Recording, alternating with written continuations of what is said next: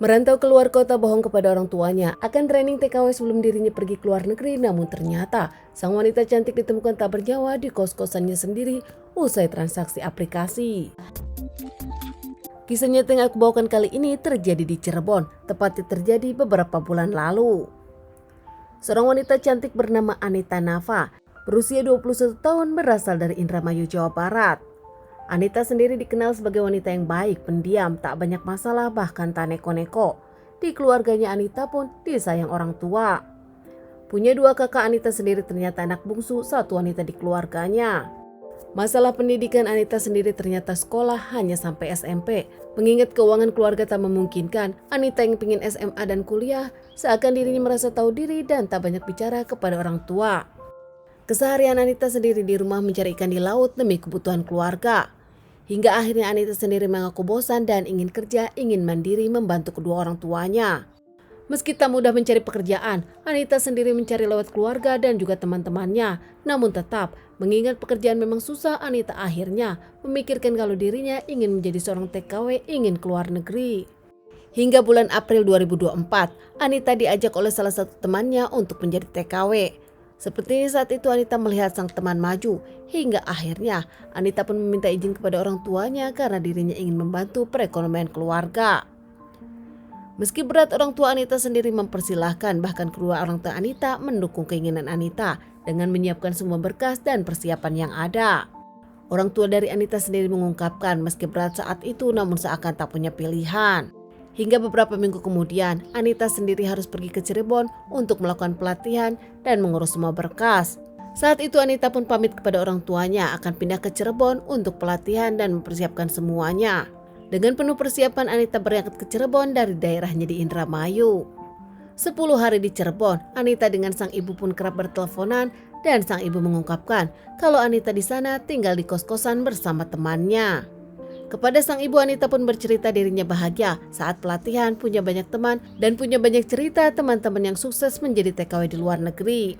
Namun ternyata beberapa hari kemudian ada kejadian yang cukup menggemparkan yang tak pernah disangka dan tak diduga oleh keluarga dari Anita. Tepatnya bulan Mei 2024, setelah beberapa hari Anita di Cirebon, Anita pun kenalan dengan seorang lelaki bernama Kasmadi. Anita dengan Kasmadi sendiri berkenalan lewat aplikasi di sosial media. Tak dijelaskan kapan mereka berkenalan, bahkan tak pernah ada kejelasan sejauh apa Anita dengan Kasmadi dekat. Kerap ngobrol di sosial media hingga akhirnya mereka pun merencanakan pertemuan. Dan saat itu pun mereka berencana melakukan hubungan. Bahkan belakangan setelah kejadian ini terjadi, diketahui kalau pertemuan mereka adalah transaksi seksual. Ada perjanjian di antara keduanya, mereka pun akan bertemu dan transaksi melakukan dengan harga 600.000. Saat itu menurut Kasmadi, perjanjian itu akan dibayarkan setelah melakukan. Namun setelah Kasmadi datang, Anita meminta uangnya hingga terjadi permasalahan ini. Anita setuju dan menunggu Kasmadi. Saat di kosan, Anita pun mempersilahkan Kasmadi masuk. Mereka bahkan sempat mengobrol, tak lama Anita meminta bayaran di awal. Namun permintaan Anita tersebut membuat Kasmadi tak nyaman dan kesal kepada Anita, hingga akhirnya Kasmadi yang ingin cepat melakukan meminta Anita melakukan dulu dan kemudian membayar. Anita ngotot ingin dibayar duluan hingga akhirnya keduanya pun cekcok. Di sana Kasmadi merasa tertipu oleh Anita. Dalam percakapan perjanjiannya melakukan dulu baru dibayar, namun kini Anita yang meminta bayar di awal seakan membuat Kasmadi merasa dirinya akan tertipu. Kasmadi yang kesal merasa dipermainkan oleh Anita. Saat itu Kasmadi pun langsung mencoba melakukan perkosaan kepada Anita. Memaksa membuka baju Anita, tak lama Kasmadi pun mencium Anita dan memaksanya.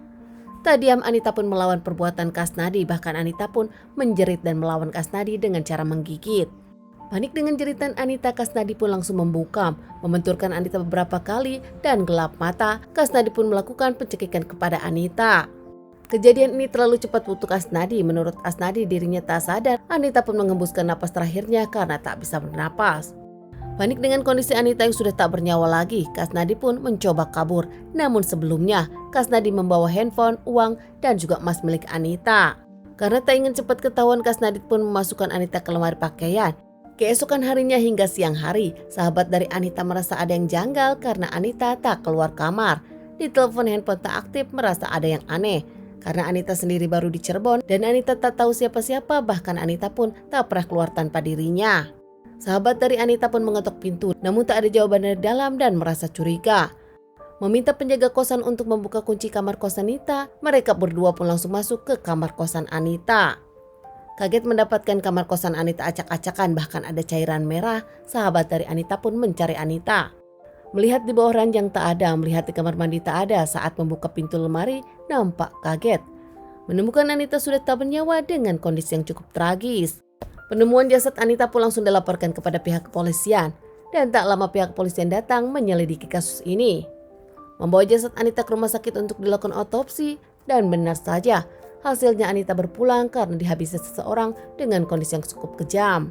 Pihak kepolisian pun melakukan interogasi kepada sahabat-sahabat Anita dan penghuni kosan lainnya. Hingga pihak kepolisian pun menemukan CCTV dan juga bukti-bukti yang ada sidik jari dari jasad Anita. Dengan kerja keras pihak kepolisian, akhirnya pihak kepolisian memperlihatkan dalam CCTV tersebut ada seorang laki-laki datang ke kosan. Diselidiki lelaki tersebut bernama Kasmadi yang akhirnya diamankan saat tengah makan di salah satu angkringan di kota Cirebon. Kasnadi sendiri tak bisa mengelak dan akhirnya mengakui perbuatannya. Menurut Kasnadi, motifnya karena kesal kepada Anita yang mempermainkan dirinya. Kasnadi bahkan mengaku kalau dirinya seakan curiga akan ditipu oleh Anita yang meminta bayaran duluan. Kasnadi sendiri diamankan terkait permasalahan ini, akan segera menjalani beberapa kali persidangan dan terancam hukuman 20 tahun penjara. Sementara keluarga dari Anita kaget, sang ibu tahunya kalau Anita tengah training TKW, namun ternyata sang anak ditemukan tak bernyawa setelah transaksi online di aplikasi. Sahabat-sahabat dari Anita sendiri mengaku tak tahu kalau Anita menjadi penjajah aplikasi. Entah ini untuk pertama karena dirinya iseng atau memang sudah biasa melakukan hal seperti ini. Teman-teman, sekian dulu bahasan kasus yang aku bawakan kali ini. Semoga ini bisa dijadikan pelajaran untuk kita dan ditunggu bahasan kasus-kasus selanjutnya.